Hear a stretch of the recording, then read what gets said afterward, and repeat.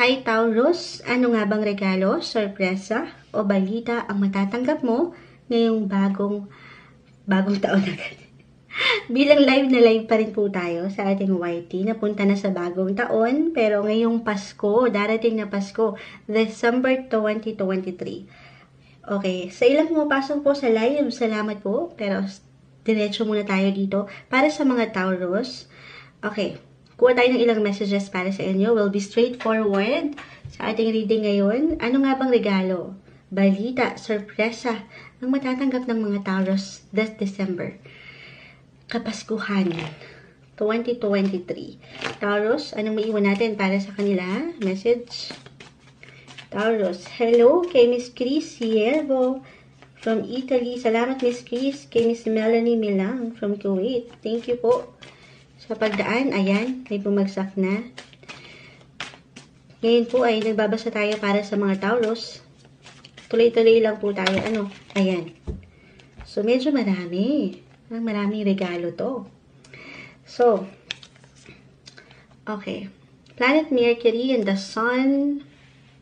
Sa higit sa practical, Planet Mercury, dyan pumapasok ang, actually, dami yan. Travel. So, maring merong gift of travel or blessing of travel ang matatanggap ng ilan. Diyan din pumapasok ang usaping technology.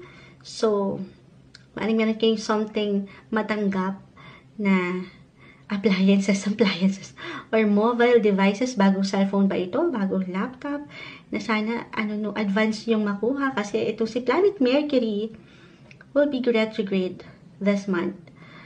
So, dyan, hindi ganun medyo may ilang glitches. But anyway, dasal naman ay narito. Positive lang tayo na magiging maayos ang lahat ngayong buwan. May something gift kayong matatanggap.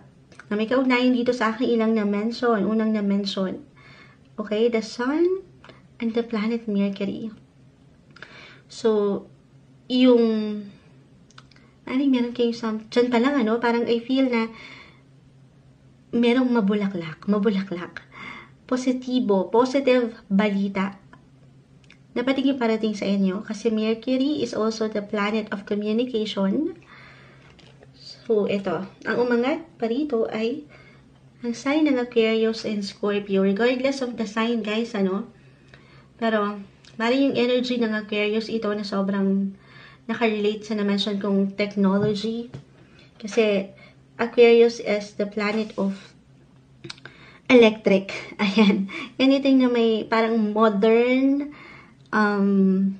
tawag dito, innovator, may pagka-futuristic, yung magagamit nyo, something gamit ang naiisip ko. Pagdating sa Mercury and Aquarius. Pero Scorpio. Okay. Scorpio and the Sun. Diyan pa lang guys, maaring meron kayong ilang changes na maramdaman. On the positive side, kasi bilang dito ang the Sun, positive lang. Positive yung ating enerhiya na nasasagap dito. May ilang changes. Patungo palalo sa future. Sabi ko nga, itong ilang long-term goal nyo or plans sa buhay, relasyon man, trabaho. Siyempre, pa-clarify natin yan agad-agad, now na, para sa mga Taurus. Anong maiwan natin para sa kanila? Ano nga bang parating sa mga taong ito? Regalo, sorpresa, balita, message? Taurus. Ayan. Uy. Add pa tayo?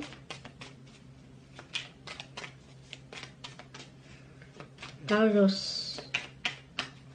Okay, may sumasama na. Okay. Hindi pa ako satisfied dito sa ilang umangat. Taurus, anong parating sa kanila? Ngayong December Kapaskuhan, December 2023. Okay. Justice, the Page of Wands, the Five of Pentacles. Bakit merong Five of Pentacles? Okay. So, parang kasi, as a Taurus, meron kayong ilang gastusin.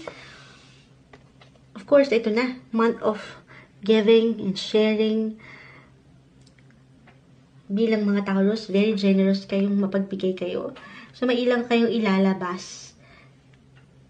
Siyempre, meron kayong ilang pag-ahandaan bilang Kapaskuhan. Ba kaya naman, idamay nyo na rin si Munchal Charet. Hindi, pero why merong struggle when it comes to money? Or maybe sa higit na practical. Kasi positive naman yung umangat dito.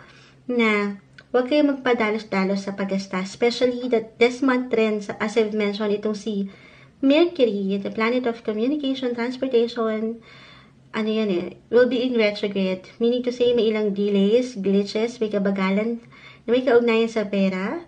Or yung flow, hindi ganun ka, kumbaga kasi nga parang kayo mismo yung maglalabas Kayo yung mag-iiwan ng opportunity, kayo yung magbibigay. So, alalay lang, hindi ka nasusobrahan. Well, sabi ko nga, hindi naman na maiwasan, lalo pa sa mga puso niyong mapagbigay, natural, for Taurus, lalo pa ngayon, Christmas season. Pero balance lang din, okay? The Justice card ay narito. Nang nakakapagtira naman kayo para sa inyong mga sarili. Okay? Justice, the Page of Wands. Planet Mercury. Okay, why I'm getting a message na, kasi andito ang King and Queen of Wands. Pagdating sa love life, partnership man ito, kung single kayo, sige, sa partnership area muna tayo. Pagdating sa business or teamwork, meron kayong makakakolab na parang ito na yung pinaka-word ngayon sa millennial.